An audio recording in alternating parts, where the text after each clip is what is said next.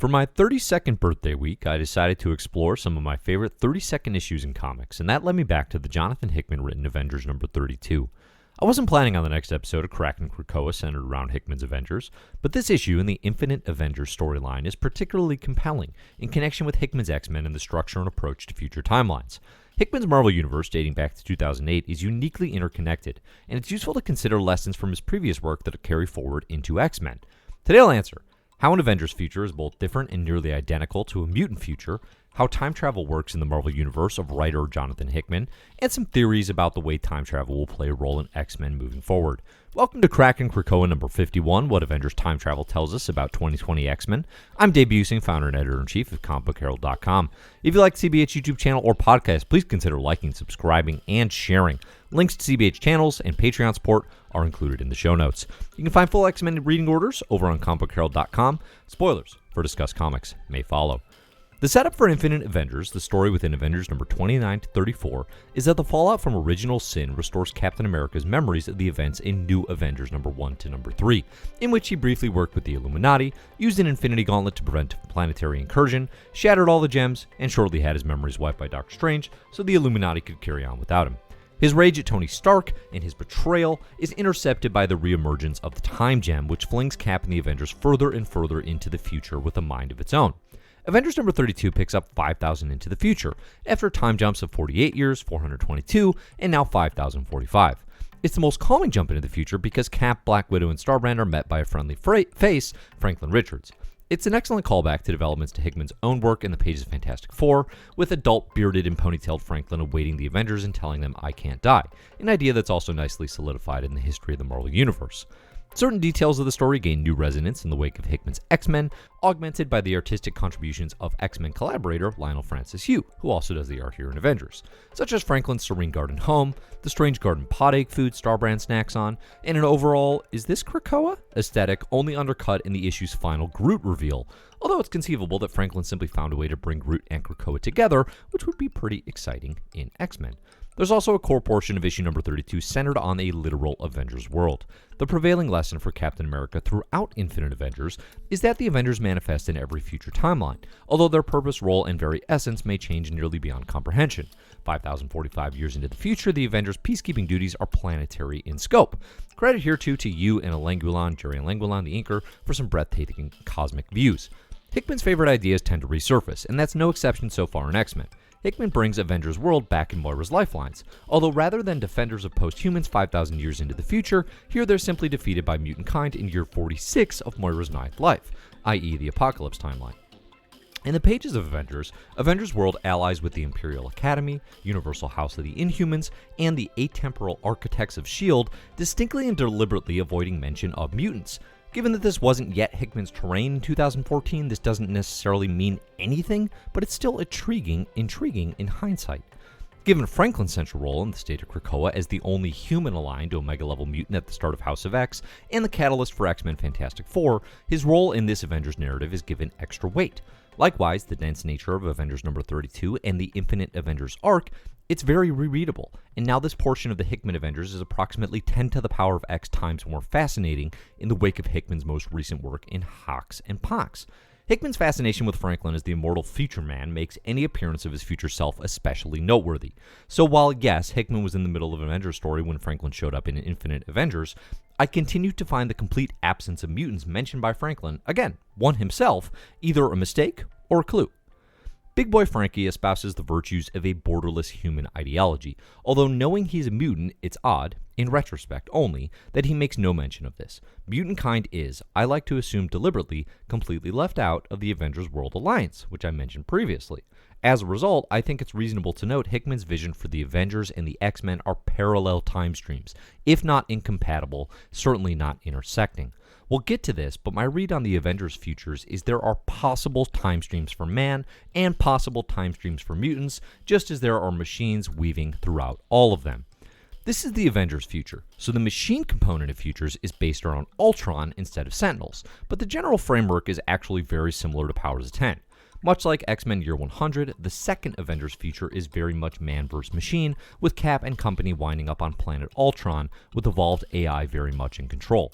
Speaking of Ultron, that specific threat may well have been symbolically replaced by Nimrod in our Krakoa era timeline, but it's still a Marvel Universe threat to account for.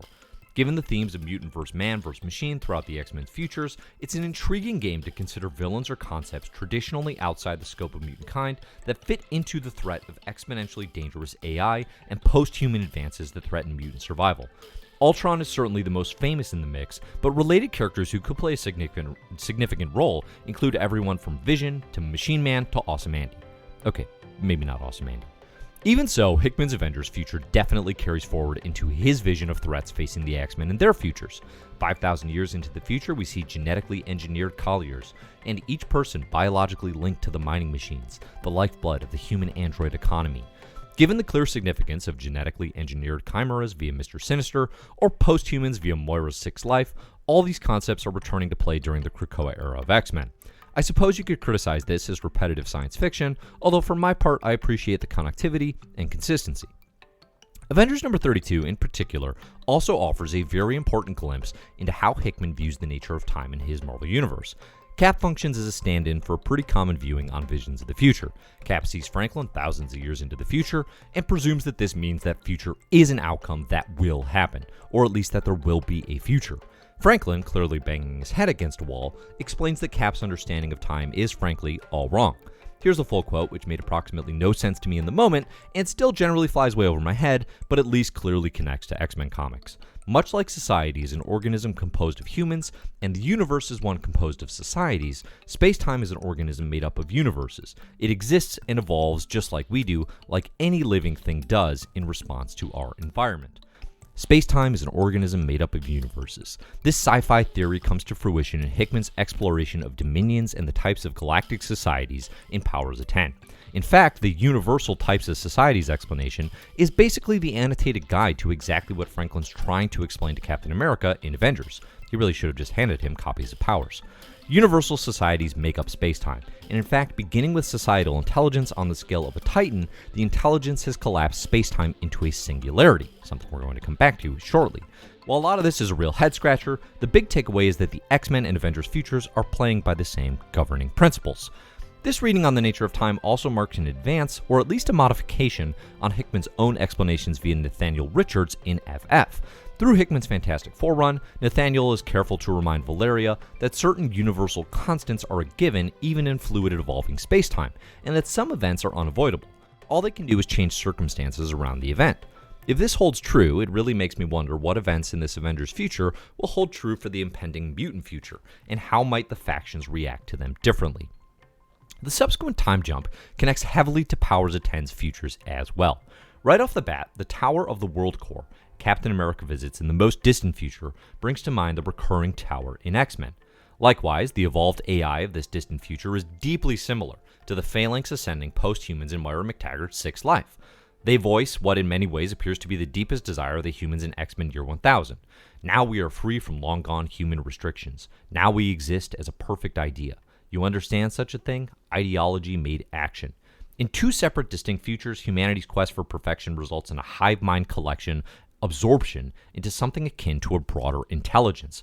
Because we've only seen the humans ascend, a question this leaves me with is what the mutant version of ideology made action would look like. We've never really seen this because, as Moira famously puts it, we always lose. Perhaps this is the secret that has Moira so scared of precognitive mutants like Destiny. Her vision for mutant survival may mean the dissolution of everything that mutants evolved so wholly individually.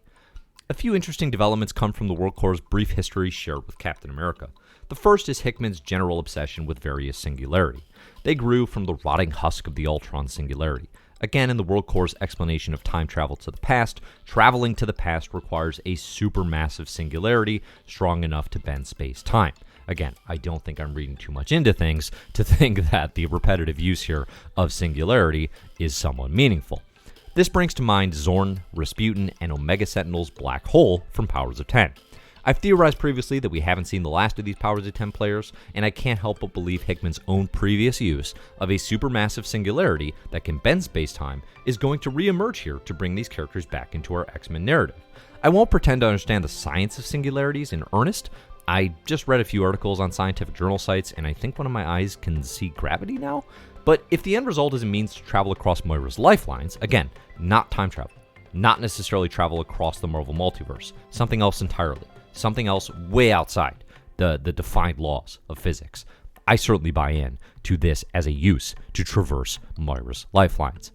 Arguably the coolest aspect of the Avengers World Core Future, though, is their war fought throughout space and time. In order to achieve perfection, we created protocols to reimagine our creation, a plan to correct future errors before they occurred. Doesn't this time travel approach to mutant survival sound like the sort of thing that might deeply appeal to Moira and Krakoa? We already know from House of X that Moira and Charles Xavier set up protocols to catch the potential build of a Nimrod, so why not protocols to predict and prevent future errors, quote-unquote, before they occur in the same way? Likewise, Hickman has fun with the Marvel Universe in the final Infinity Future, corralling Iron Lad, Kang the Conqueror, and Immortus together as the last Avengers of mankind. I'd really love to see the X-Men's version of this and the time travelers who could be involved. We don't really have a sense of time-traveling mutants to date and their role in this narrative. Time-traveling X-Men or adjacent characters who could play a similar role include, and keep in mind there are many, many more here, Cable. He even has a house at the end of time, as revealed in a recent Deadpool arc written by writer Jerry Duggan. Of course, Bishop, here featured on a Cable cover, could play a major role. The return of Nimrod could definitely play a role in time travel, and again, we didn't actually see him die in Moira's Ninth Lifeline. Could he have perhaps survived as well? Or even something as awesome as Venom the End version of Venom. I would highly recommend everybody check out Venom the End. It is surprisingly, I think, first off, great, but also fascinatingly connected to like mutants and the world of X-Men. Venom begins hosting with all sorts of mutant DNA and creating combos like using Tempest, Eva Bell, for like some sort of limited time travel capabilities. It is a highly recommended read that I may perhaps have to work into a deeper dive at some point in time. Plus, what is Future Franklin's role in the growth of Krakoa? He's here waiting for Cap in the Avengers Future, but surely he would now have a role in sustaining a future for mutant kind. It seems like Future Man Franklin would have some thoughts on Krakoa.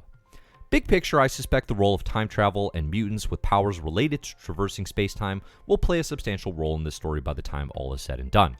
I'm still generally unclear why Moira McTaggart is quite so up in arms about precognitive mutants, but with minimal qualms about known time travelers. If visions of the future worry her, why don't trips to the future?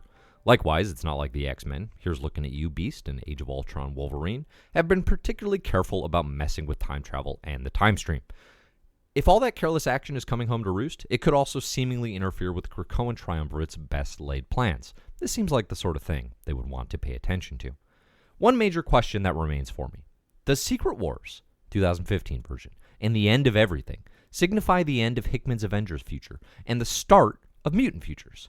I still have a fair amount of questions about the build and aftermath of the 2015 event. What is remembered? What remains? What futures, what worlds, what timelines from pre-Secret Wars are still out there? I have to admit, I don't totally have a great sense of how that all connects here to where we are with X-Men. Something to consider as we move forward into exploring the Krakoa era of X-Men. Next time, what would you like to see covered? I have the following topics queued up for coverage on Krakin Krakoa, and if you have thoughts, please share them in the comments, or you can find me anywhere at Comic Book Herald Online. My queued up topics that I'm considering: the Mike Carey X-Men run and its influence on the Krakoa era, Omega-level mutants explored, Sinister Secrets Part 2, and X-Men and Limbo, a deep dive exploration of Limbo and the role it might have in the Ten of Swords event, and of course has had with mutant kind throughout history. Quick thanks to patrons. Thank you everybody over at patreon.com/comicbookherald for your support making Comic Book Herald and content like this possible. I want to thank in particular the Mysterious Benefactors tier, those who are supporting at the Mysterious Benefactor level over on patreon.com/comicbookherald. Thank you, Eric Hodges, Jeff Zacharias, Trey Conrad, Jesse W., Slatron, Robert Mickelson, Professor Pride, and Steve Brennan. Again, I'm Dave Busing. You can find me at comicbookherald.com, at comicbookherald anywhere online. Look for the Best Comics Ever and My Marvelous Year podcast. And as always, please like, subscribe, and share to the Comic Book Herald YouTube channel here or to the pods. If you have thoughts and theories, which I am getting tons of and love seeing in the comments, please do share, and I will respond to as many as I can. So thanks everybody for listening, and as always, I hope you will enjoy the comics.